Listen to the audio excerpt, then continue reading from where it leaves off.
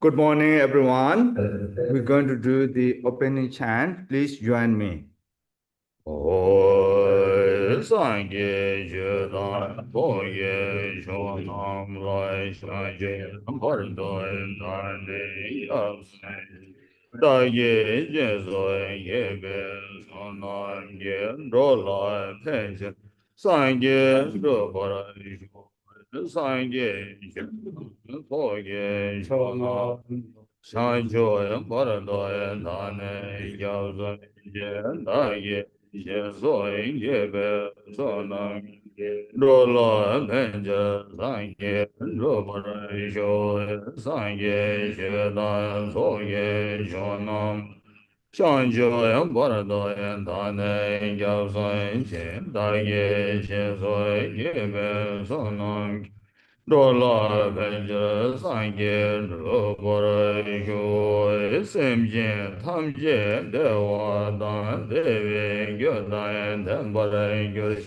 Dungal Dan Dungal Ge Gyodan Dravara Gyurje Dungal Mebe Dewa Samsad Mendravara Gyurje Mere Shadan Yedan Drav Danyam Shambhala Nebara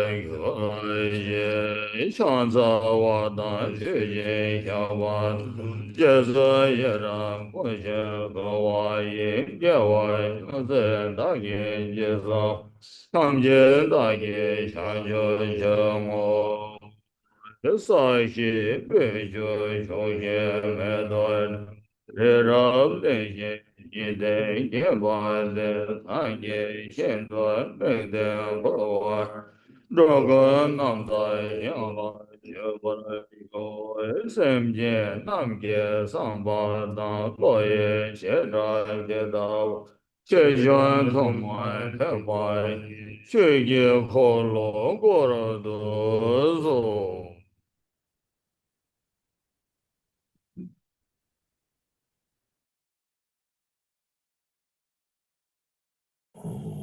tamge dokje shakje riksu chung yenje metup deje pongjamba serje lumbo tabur jibe ko shakje jalbe shabla chansarlo daja ke tamba nyamme tube wambu shabje dul tmame bala gowe rabde dede gosum kupachimbe 샹철싱 접수 치우 다도 셈지야 탐지지 주 진지엘라벌 제도 솔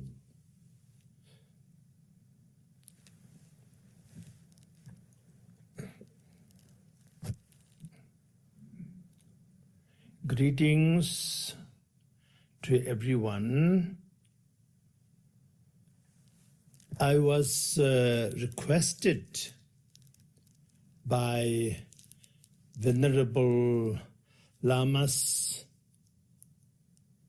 and Kempos of the Kama Triyana Dharma Chakra monastery to conduct a short teaching on karma, understanding karma. As you all know, the word, terminology, karma, is a Sanskrit word. It means action, activity, action, conduct. The popular perception of karma, almost like a everyday household language, is do something and something similar repercussions will happen to you. So that is correct, but it is much more than that. Because practically speaking, everything is not just black and white. So karma should be understood as why everything happens. In a large and enormous magnitude, such as universes and galaxies and solar systems and planets, and then sentient beings in it, in them. And the things that happens to each and every one of those sentient beings, from the highest to the lowest, by definition of evolution. Some who evolved so much so that very high level of evolution, and some not that highly evolved. I mean in different realms. Very simple life form, very sophisticated life form, and then superior life form. We, as a human being, we believe that we are very highly evolved, comparing to some plankton level of life. And so why does all of these things happen? And who is actually born into each one of them? And in each one of them, how do they survive? They experience, and also the kind of suffering that they bear, and the kind of joy that they experience. And so all of these things not just come out of nothing, and not just come out randomly, but everything is a result, outcome of its own cause and conditions. So that is overall understanding and perception, if you like, of karma, about karma.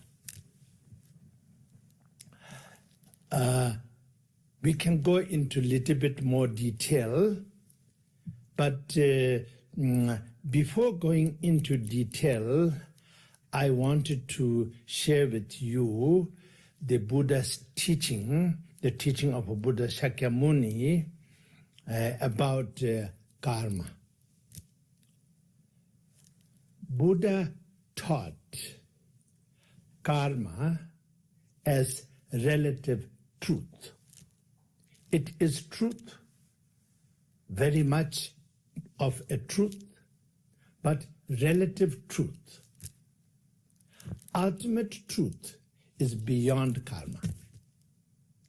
But relative truth, and then relative truth has to be understood as the relative truth of the ultimate truth. Ultimate truth and the relative truth are connected. Linguistically, as well as the fact. Now, since I have said that, then I must explain a little bit more. So, another word which is translated into Tibetan from Sanskrit is duche. Duche. Conditioned, compounded, and created. So this is the definition of word duche. And duche, everything that is conditioned, compounded, created, they are conditioned and compounded and created with so many elements, such as basic elements of the universe is earth, water, fire, air, and space. Exactly the same way, the physical body of the sentient being is now conditioned, compounded, and created by or with earth, water, fire, air, and space. So long as it is conditioned and compounded and created duche, then it is impermanent. Impermanent, by definition, is it is interdependent to everything and with everything. It is not independent. It is interdependent. So that is base of karma.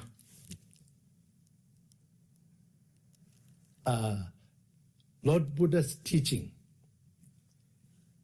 as you know, after his enlightenment, after 7 weeks after the enlightenment, he gave the first transmission, the teaching.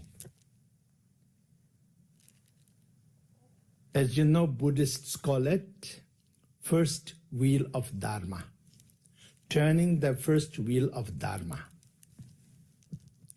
And in this,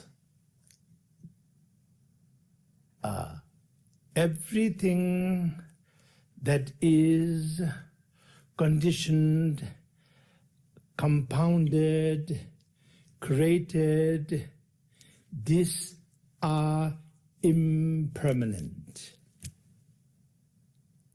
And then continuously, anything that is impermanent is subject to suffering. And these conditions, compounded and created, are so many conditions. I will not go into all the details right now. I will go later. But these conditions are called karma cause, karma conditions. Karma cause, karma conditions. For example, some karmas are such that you know, you remember and you are aware of the cause that you have committed, and before you forget those causes, that means not too long after, you will experience and or ripen the result, the fruition of that karma. I make very simple example. If somebody went and broke into somebody's home and stole some valuables and ran away. Now, as a result of that, that person will be caught, that person will be punished, and that person will be deprived of freedom temporarily. That means the sentence will be few weeks, few months, or few years of imprisonment. And that is the one who create the karma cause, then experience and face the consequence of that karma, and as a result of that, the person experience the karma result, the suffering and deprivation. That is from the negative side. Now, example with positive karma. You, out of care, kindness, compassion, the sense of responsibility as a human being, the humanity inside you made you act some kind conduct, and you help somebody when that person is in dire need, and you put your time, your energy, even your wealth, finance, material belongings, given for the benefit of that person. You alleviated the suffering of that person or that family.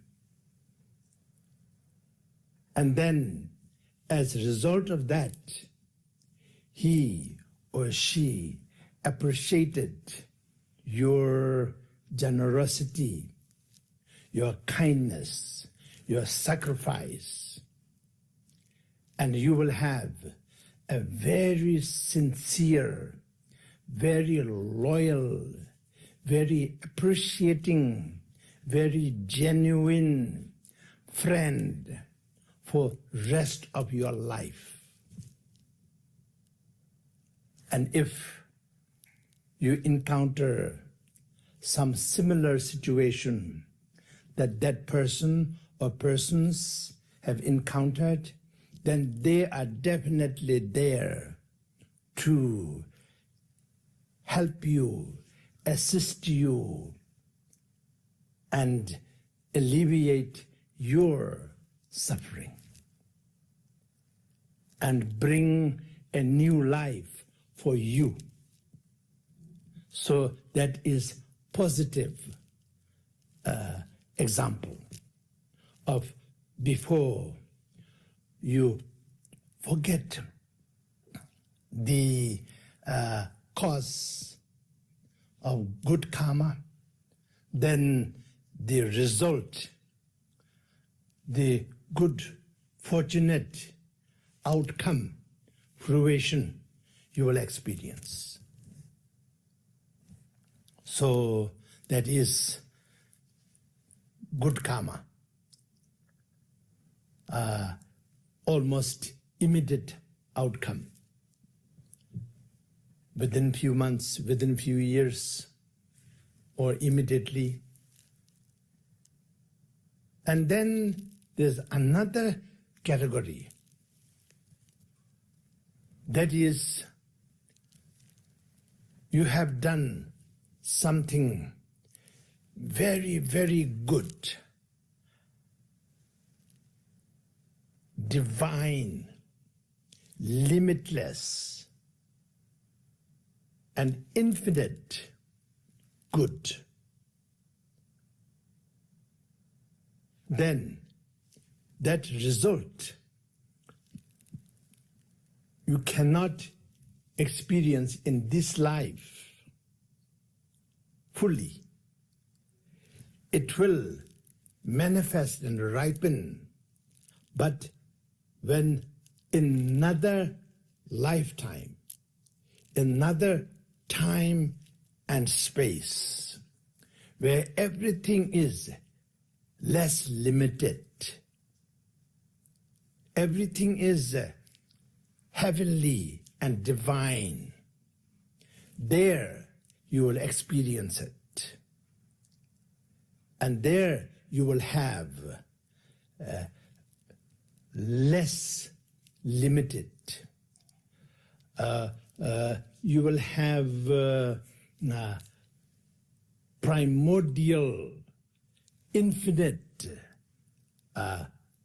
wisdom and evolution. For example, close to what, as a Buddhist, we call it Buddhahood. And so that. And then some other kind of karma.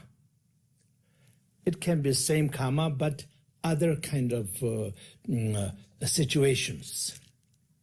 For example, you have done something terrible, but then right after you regret it so much, and you totally confess it and admit it, and you totally take some kind of, let's say, a resolve not to engage in such thing, a total resolve, a total regret, total recognition, total confession or admit, then that enormous bad karma become not so bad karma. And then it become manageable. If I use a pragmatic example, coordinated with the previous example, then you stole something, but you immediately regret it, and you went to the law and order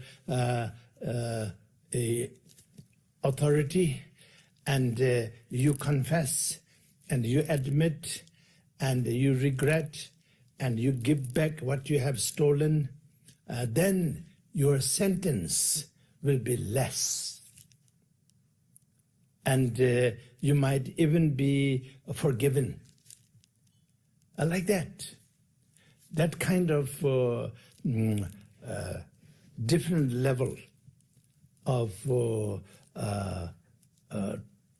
transformation from a person who really did something very, very bad to a person who changed his life or her life, changed his attitude or her attitude, and resolve, and from a cruel, selfish, insensitive person to kind and sensitive and compassionate person.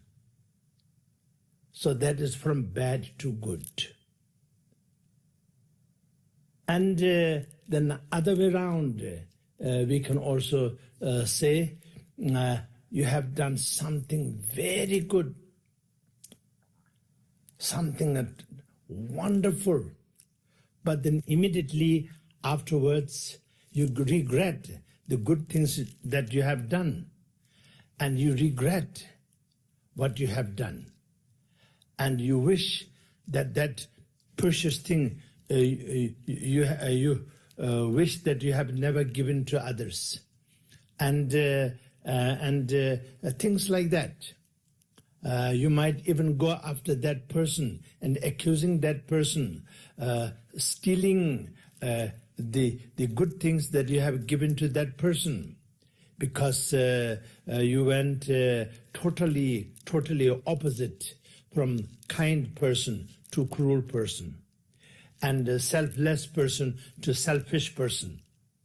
In that case, the good karma, which we have accumulated that time, committed that time, is downgraded, and it become negative.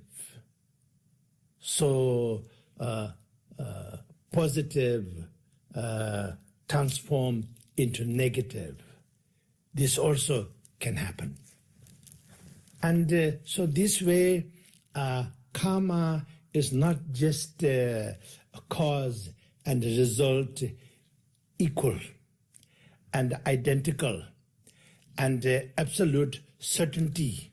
If you have done something positive or negative, then the outcome will be positive or negative for sure. It is like a fate. It is not.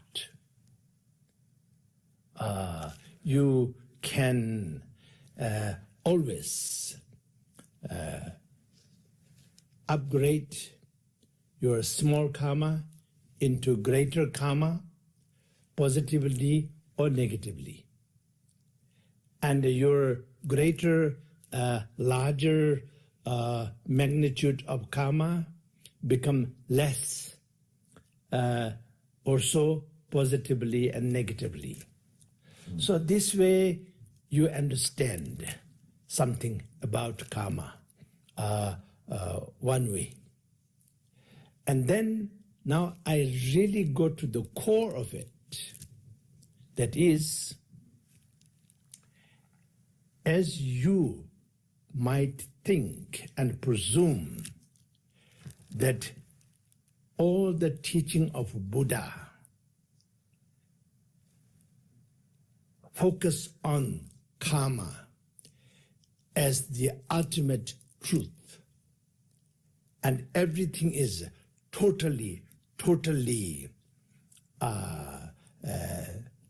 let's say, decided and influenced and put into place by karma. No. And as a relative truth, we are believer of karma. But we don't believe karma as the ultimate truth.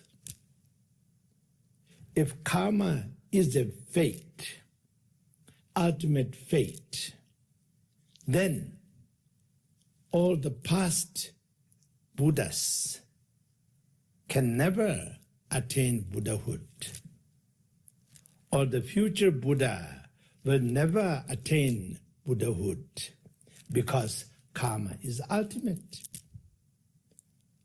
Karma exists as the ultimate truth. Then enlightenment, liberation, absolute freedom is impossible. So, karma is relative truth, but not ultimate truth. Ultimate truth is beyond karma. Within that context, then certain karmas will never, let's say, bear results, either positive or negative, because during the time when the karma is committed, the mental and physical magnitude, mentally not so negative, but physically very negative action. Mentally not very positive, but physically very positive action. So things like that. Then because it is not so well established and not so totally defined, if you like, we can say blur, not so focused. So therefore, it can go either positive way or negative way, or it just dissolve into other mental and physical activities.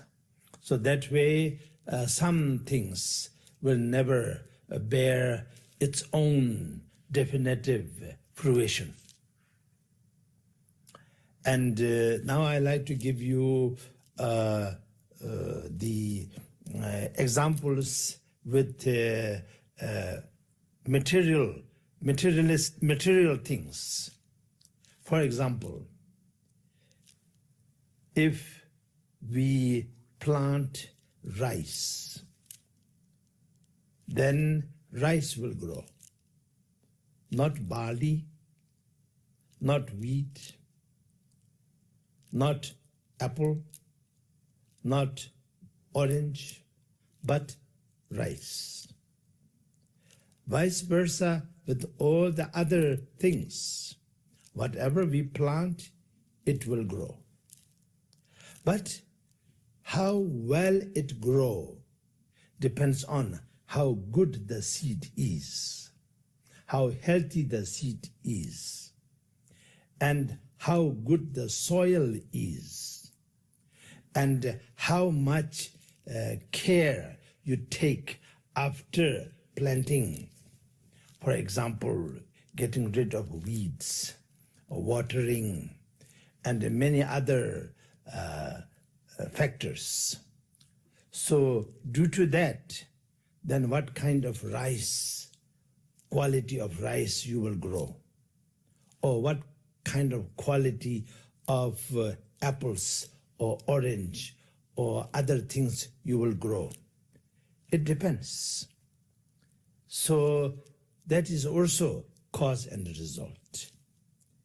And that cause and result will be conducted by human being or sentient being, and that fruition is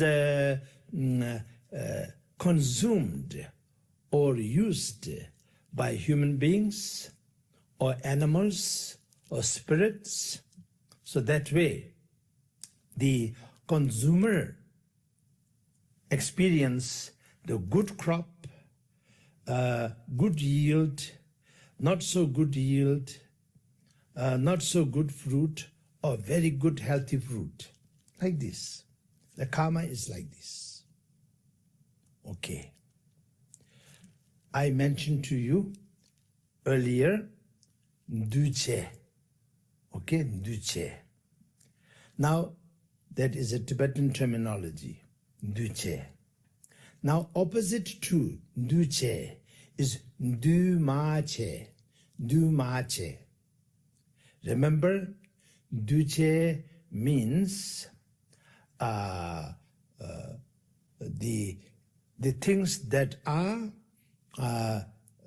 conditioned, compounded, and created. That is duche. Dumache means uncompounded, unconditioned, and uncreated. That is dumache. For example, ultimate of the mind, the ultimate truth of everything is infinite, beyond any limitation. It is ultimate truth. So mind, of course, if you are familiar with the Buddhist teachings, then there's many levels and depth for the definition of mind.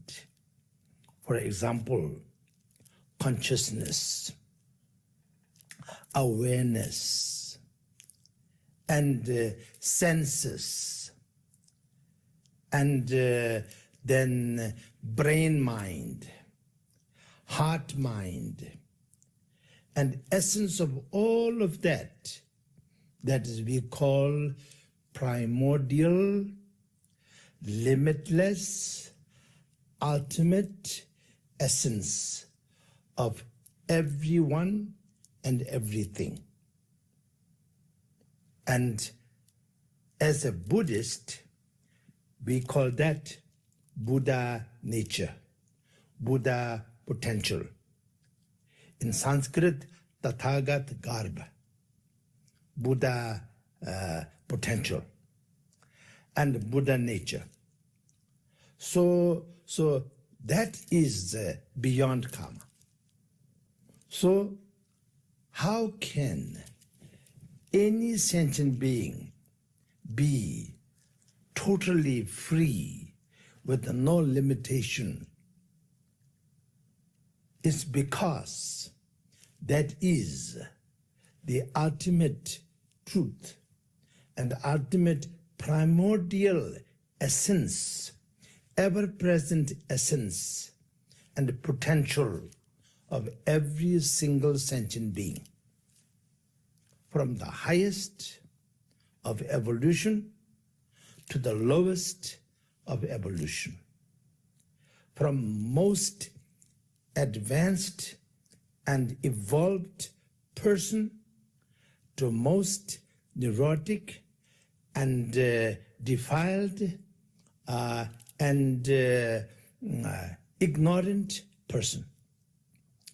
Ultimate is same. So we many times find in the sacred teachings that every single sentient being is future Buddha because of the ultimate essence of every sentient being. One way or another, regardless of how many millions of centuries or how many billions of eons it will take, ultimately, the end of every single sentient being, ultimate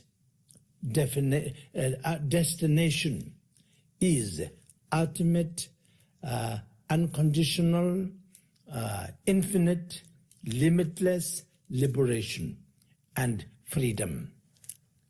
We call that Buddhahood. That is what every Buddhist tries to attain as an ultimate goal, ultimate destination.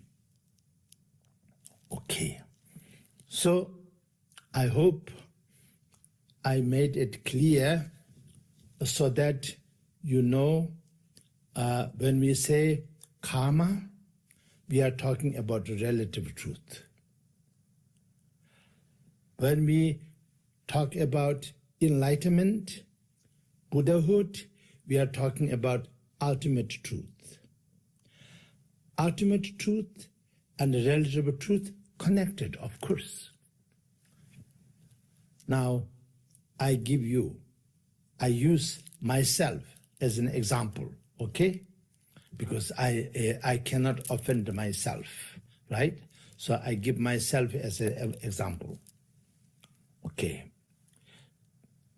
Essence of me, ultimate potential of me is exactly same as ultimate potential of each and every one of you. And ultimate potential of me and you and everyone in the entire infinite space, sentient beings of all forms and shapes, humans, animals, spirits, ghosts, every sentient being, all of our ultimate essence is the same as the ultimate essence of already enlightened Buddha, like Buddha Shakyamuni. He attained Buddhahood about 2,558, 59, 60 years back, under the Bodhi tree in the holy place of Bodh Gaya in India, as everybody knows. So he became the Buddha Shakyamuni.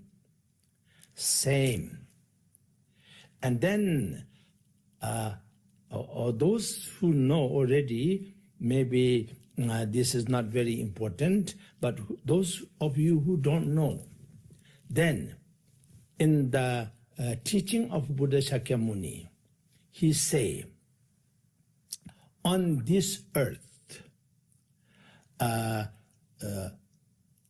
the individuals who attained Buddhahood are enormous amount. But including him, 7 individuals attained Buddhahood, far as human beings are concerned, human Buddha. And he is number 7. Then, according to the prophecy, every Buddha is not prophesied, but some Buddhas are prophesied. So, in the prophesied Buddha on this earth, there is 1,000 Buddha. And out of the 1,000 Buddha, Buddha Shakyamuni, our Buddha, is 4th. And 5th Buddha will be Buddha Maitri. Buddha Maitri will become the 5th Buddha and turn the wheel of Dharma as one of the 1,000 Buddha. The 4th of the 1,000 Buddha will take place about 2 million years from now.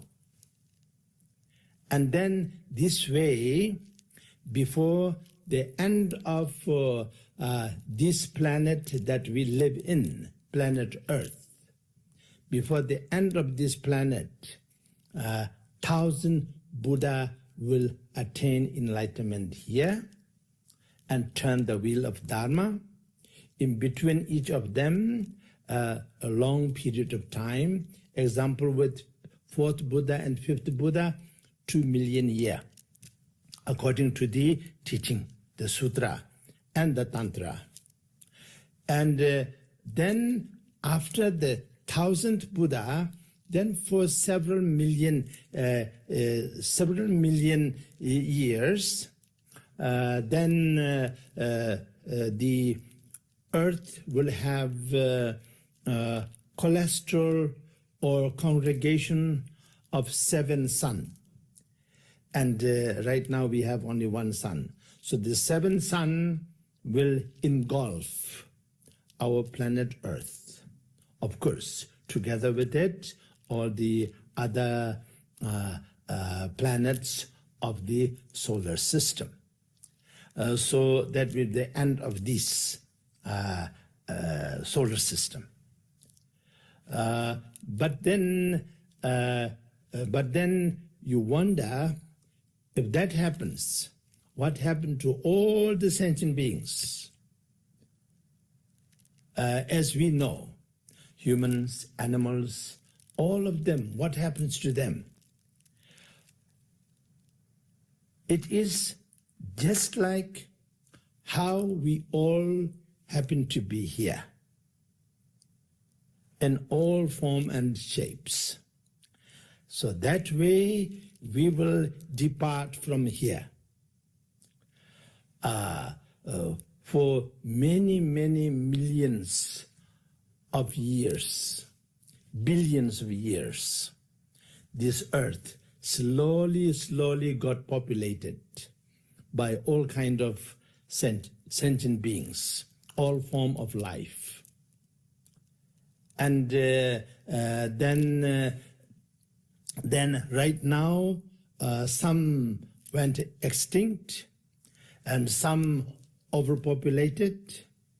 We as a modern human being, we reached to 8 billion and number growing.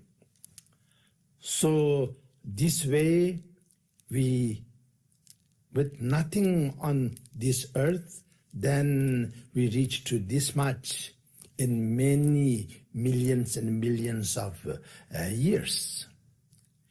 And then after the 1000th Buddha, which is about 2000 million years, roughly speaking, according to the prophecy, then slowly, over millions of years, then it will become less and less and less, because the environment, atmosphere, everything will change naturally. So let's say when there's 2 sun, 3 sun, 4 sun, 5 sun, 6 sun, and 7 sun, then nothing of our type can survive. That doesn't happen in one day. That will be a catastrophe. But it happens over the millions and millions of years. So slowly, then it will be engulfed into the sun. So that's it. And then where do we go? Of course, we came from all kind of realms. In our past life, we not necessarily come from some corners of our earth. Not necessarily. We could be. Many of us definitely circling here. But many of us can come from another galaxy, another universe. And mind have no speed limit. So if our karma is such that our next life will be 10 trillion light years away, moment we die, we will be there and conceived, whichever way we're supposed to conceive there, according to their environment, then we will be there. So mind have no speed limit. So speed limit is very true because we are relating to the, let's say, conditioned, compounded, created things. Then there is speed limit. Right now, fastest example, definition of speed limit is speed of light.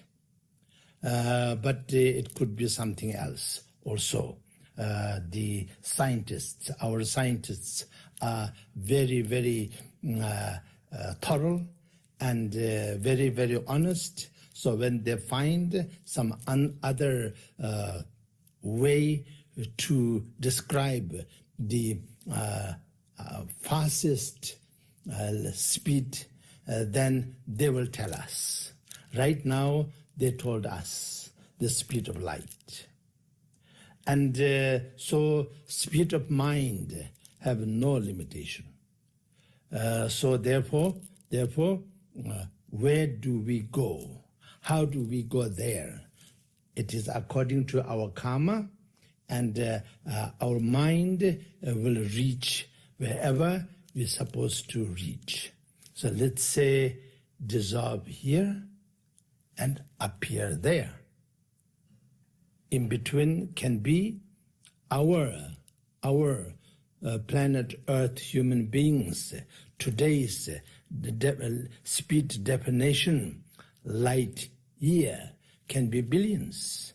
But moment dissolve here, moment appear there. So that is how it is taught, and that is how I understand. This is my capacity of understanding, which is, of course, far from limitless. Because if I have limitless capacity of understanding, then I can be there physically and here physically and in all kind of places and universes physically at the same time, like Buddha Sambhogakaya and Buddha Nirmanakaya, which I don't have. So the human beings' ingenuity and human beings' advanced state of mind, which manifest this kind of relative truth miracle. And so here we are. And today I end here, and then tomorrow I will continue from here. Okay, all the best to everyone, and Buddha bless you. And if you are not Buddhist, then whatever you believe in, that bless you. And if you are non-believer, then I'm sure you are a believer of truth. I'm sure. So truth bless you. Okay? Let us dedicate the merit for the benefit of all sentient beings. 어찌나 대와 소수 펜데 남칼 차버르쇼 도나 동하르 다기 콜 코와 동하르제 잠소 똥버르쇼.